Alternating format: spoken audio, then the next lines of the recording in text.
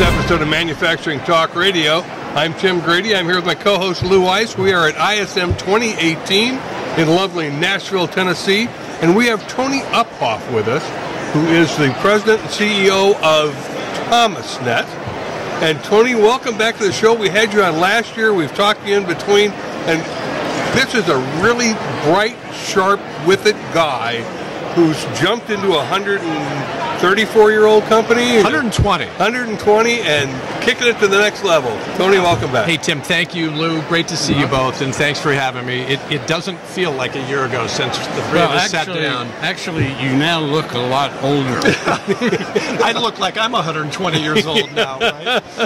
I'll tell you, it has been a lot of fun, and 2018 celebrates the 120th year of Thomas.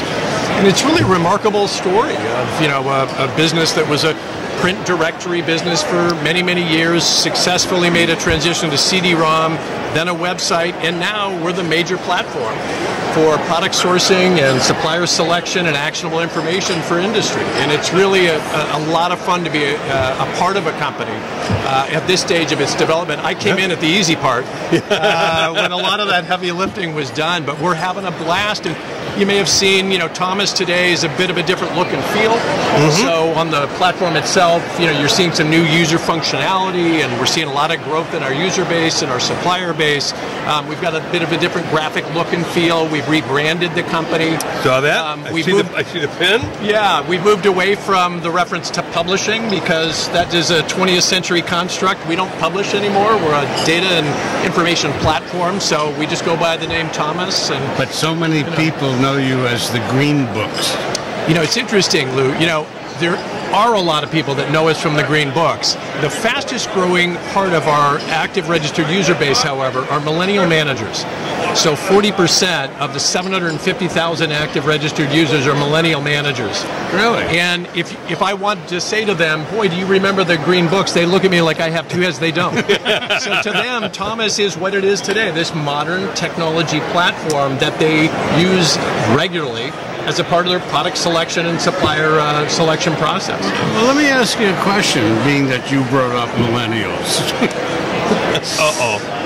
They have a reputation, and it's not generally a favorable one. There are some people that like millennials, but lazy, good-for-nothings. What's the story with that? Well, you know what? It's interesting. Most of the time when I hear that, I'm hearing it from somebody trying to sell me something about either coaching or hiring or working with millennials. And I know I'm not pointing at you, my friend. Look, I remember when my generation, when I was coming up, my generation was thought of as kind of self-obsessed. We were listening to music on multiple platforms. Right. We had ADD, if you will, not to pejoratize that term, but I think there's a little bit of are millennials really any different than previous generations were at a similar stage? I also think, certainly, I look at Thomas, out of 300 employees, close to 45% are millennials. I can see the activity on our use base of ThomasNet, and I'll tell you a couple of things. I think some of the cliches about lazy and not hardworking are just completely wrong. They're misnomers. And you and I have had this conversation offline before, and I really think it's just flat wrong. I think there are some differences, though. And I think not unlike my generation when we came up, we were interested in authenticity.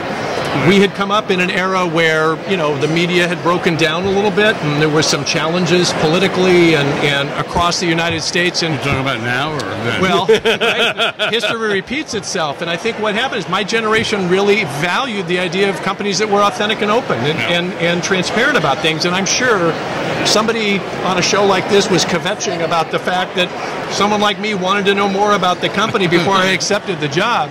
So I think there are some subtle differences with millennials. One of the biggest things we identify, which I think is a positive, Luke, a lot of millennials are very interested in the job being more than a job. So they certainly want a paycheck and they want a job, but they want to have a job that they feel they can have an impact, and they want it to be rewarding, not in this grandiose sense of the greater good, but they want to feel like they're accomplishing something, and they're many aren't willing to just sort of stand in line and do mindless work for years and call that a career. And I don't know if that's a fair characterization, but I agree with that. And this afternoon we also had a half-hour conversation with your mega winner, 30 under 30. Charlotte, amazing. An amazing woman. Yeah. Amazing. She's so full of energy, I was afraid I was going to fall off my chair. Yeah. And she was terrific. Well, and for your listeners that probably know, but we partner with ISM for the last 4 years, and we select 30 under 30 supply chain rising stars, and they're nominated by their organizations. And I'm just thrilled. Every year it's a lot of fun. I think we've hit a tipping point this year, Lou, in that there's now enough past winners, and I think this current crop of winners is very media savvy and very well able to tell their stories. We did a panel discussion I was sharing earlier with 6 of them today, where I had each of them do a 5-minute singular TED-style talk on a career experience that defined them. And then I asked them, what are your daily habits? And what book would you recommend to others? And to listen to these young people, how together they were, but as you and I shared off camera, I was amazed at how human they were. You know, the stories they told were about the humanity of their job, not about, I saved $20 billion by over-negotiating contract X, and, you know, I got promoted to Y. Yes, there was some of that. But just the humanity of this is a relationship business, as all businesses are. And even with these incredible advances in technology, almost all of them emphasize it's the need to develop those relationships. So I appreciate you interviewing Charlotte, and I'm glad you found her as engaging as we did. She was great. She's great. And I'm looking to see if there's any others we can grab a hold of tomorrow. I mentioned before, and I don't want to single out any names. I gave you a couple of ideas. I'll tell you the 6 that we spent time with, and all are equally impressive, but I was as impressed by who they are as human beings as I was by their accomplishments. And one of the things I encouraged them when they gave their talks is, if you're up and you're presenting in front of a group of, a couple hundred people, they know you're there because you've accomplished something. But what they really want to know is the human being behind this. Like, how the heck did you do this? Was it luck? Were you born in the right family? Like, how did this actually happen? And they just did a beautiful job at telling their personal stories, which I think are so much a part of this kind of a process. Charlotte told her personal story. It was like a movie. It just went on and on and on. The things that she's done and accomplished in 10, 12, 15 years. Right, yeah, no, it's remarkable. Yeah, it's remarkable. Yeah. So what's the new image of Thomas now? I see the lapel pin, which is very attractive, by the way. Why, thank you. I can get you one of these, Tim. I'll take care of you. I'll take care of you. Good man. And we'll wear them with pride. Love it. Thank you. I think what we have really done over the last probably 18 months is really raise the visibility of Thomas, and we did it a couple of ways. The first thing we did is the old-fashioned way of myopically focusing on the user experience, and we've always had a great user experience on the platform. Boy, did we accentuate that. So we've added now 500,000 pieces of original content that's fed into our taxonomy. So if historically you went to Thomas to source products and evaluate and select suppliers, you now have related content. It could be white papers, videos, data, templates that would relate to the type of information you're looking at, and that has really enhanced the user experience. The other thing, we've branded the company a bit differently, Tim, to your point of the icon and things like that. We were a company that I think was so conservative in the way it did its branding. Very innovative in technology, but really didn't develop the brand. And whether it's appealing to millennials or appealing to people that knew it from the old green books and are still in the marketplace, we need to stay relevant and current with the audience out there. And so I'm pleased that we were able to make some of those steps, and the audience continues to grow, engagement grows, and we've seen a really positive impact from it. And I remember a year ago being here, oftentimes I'd have to over-explain who Thomas was to somebody I would meet. I don't have to do that anymore. It's like, oh yeah, no, I know who you guys are. That's a good thing. Well, 35 volumes of green books that took up 3 shelves of a bookcase. That was pretty visual. It was.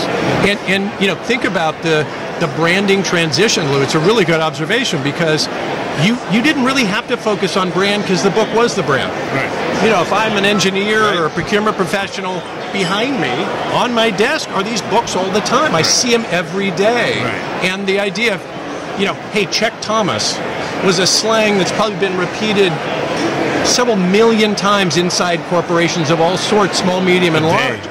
Well, when the world shifted to the internet, and Thomas was one of the first companies on the internet, they burned the boats on the shore and stopped producing print in the middle of the 2000s, back when print was still a viable medium, because they wanted to really make sure that we made this transition. I mean, it was very innovative and bold at the time. But what I think got lost in that translation a little bit, Louis, to your point, we became less visible. Now, ironically enough, in a single day, more people, more active registered users use ThomasNet in a single day than use the Big Green Books in a year. Now, that's the power of the internet, right? If you think about how that works.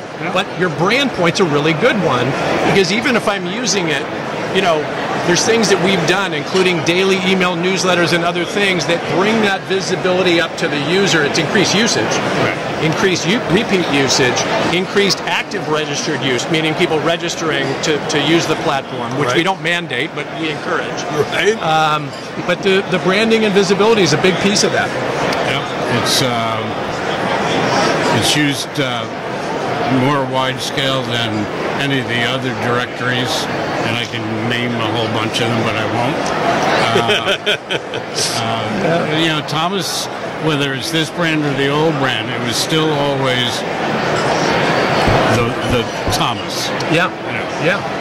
when in the day, when Thomas was being used all the time, and we had phone calls all the time, and our salespeople were instructed to ask, "How did you hear of us?" And they would always say, "Thomas, Thomas, Thomas, Thomas." That was the brand. Unfortunately, now how did you hear of us?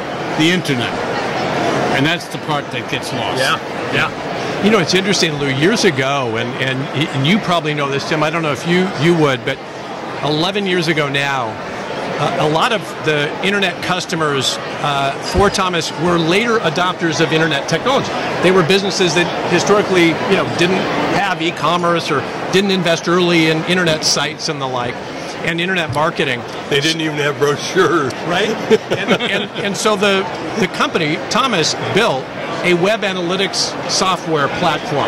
It's called WebTrax. Today, WebTrax is the 60th largest web analytics platform in the world by usage. It's running on 15,000 industrial websites. Now, we give this to advertisers. We're about to roll out the next version of it.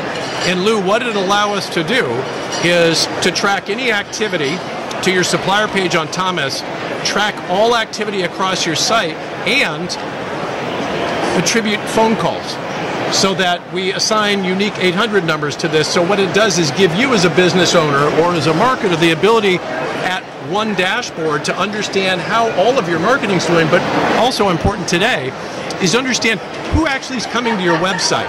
Because as you and I have had conversations over dinner, a lot of web traffic today is fraudulent. It's bot traffic. It's not actual human beings. So we didn't realize at the time we were building an anti-fraud platform, it can also be used for that as well. But yeah, that ability to understand, you know, where is that internet traffic coming from? Who is this?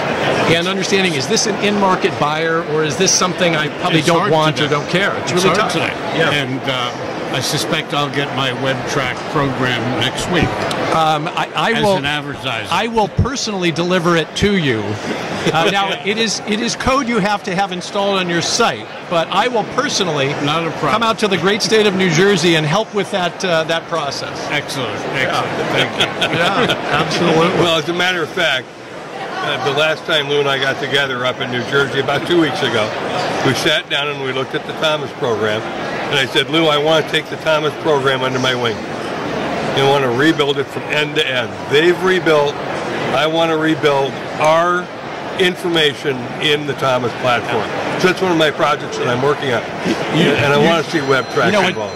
I don't know if you totally know this, but I've already planned this for you in such great detail that you will be employed forever. I know this is Lou's standard methodology. If I say, Lou, I'd like to do this, he'll go, you're already 2 weeks behind. Sorry. Here you go. Here you go. Here you go. Here's all your 3x5 cards. Day one, here's what you do. Day two, here's what you do. That's exactly right. Well, you know what? Look, all kidding aside, and I appreciate the reflection of this and the opportunity to come on the show and talk about this. This is not an atypical experience for us with customers. So, in the case of Lou's company, you know, you've been a customer of ours since 1976, I believe, right? That's true.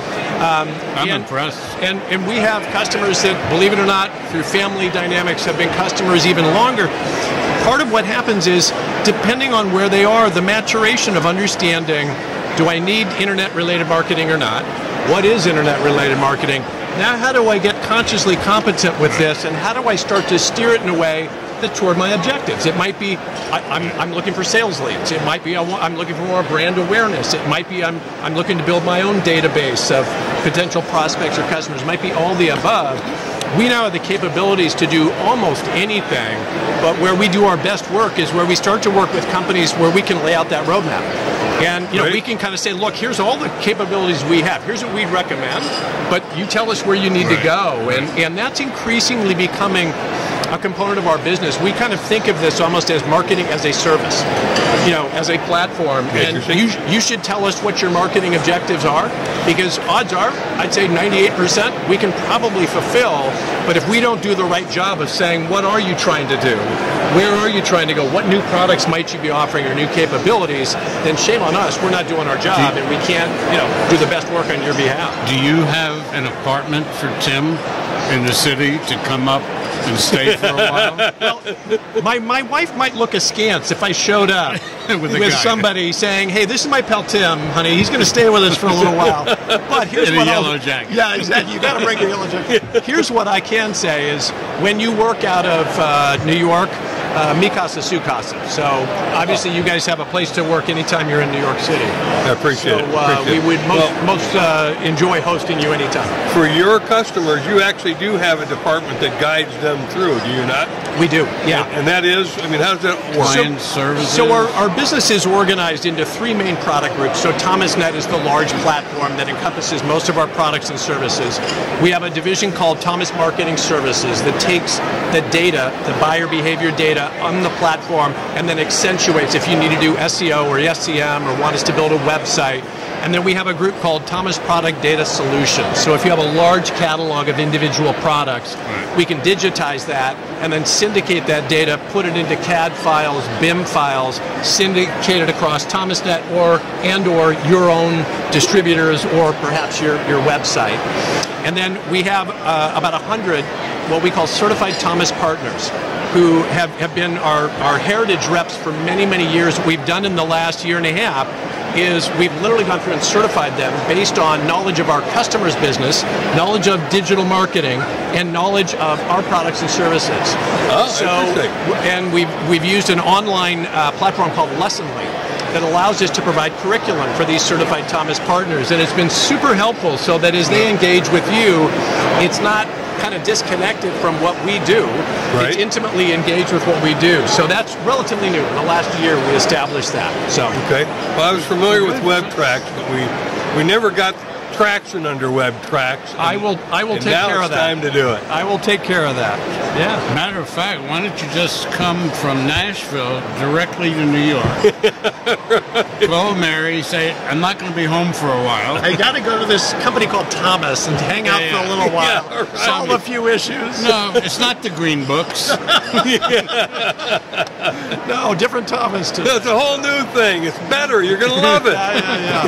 I love it. Well, this is great, and thank you. Yeah. And I know that you've got your handler off stage there. Yes. Don't look at her. I know. Don't look. I know. She's a fantastic handler. But she's shaking her head. Lou, now. thank you, Tim. Thank you so much. Continued success with the show, and thanks for having us on. I really appreciate it.